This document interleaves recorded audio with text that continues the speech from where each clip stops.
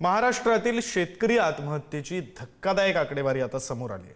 मराठवाड्यामध्ये मागच्या 2 दिवसात 6 शेतकऱ्यांनी आत्महत्या केल्या। विदर्भातही शेतकरी आत्महत्येचं धक्कादायक वास्तव समोर आहे। तर हिंगोलीमध्ये एका वर्षात 44 शेतकऱ्यांनी जीवन संपवलं। अतिवृष्टीच्या तडाख्यानं शेतकऱ्यांची परिस्थिती बिकट झाली।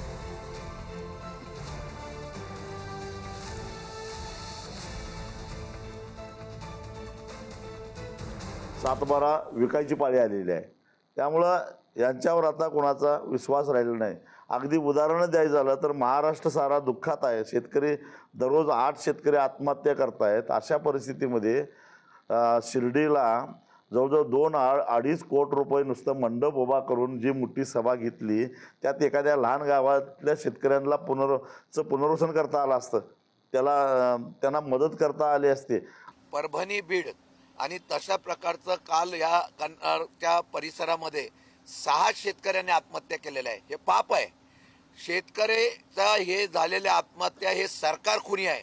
जर सरकारने ताबडतोब तशा प्रकारची मदत जर जाहीर केली असती तर मला वाटतं या शेतकऱ्यांना दिलासा देऊन त्यांनी आत्महत्या केल्या नसत्या। पण कुटुंब उद्ध्वस्त होईपर्यंत शेतकरी रोज आत्महत्या करतोय।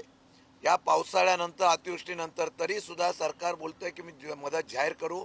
मी सरकारचा निषेध करतो। सरकार हे खुनी आहे।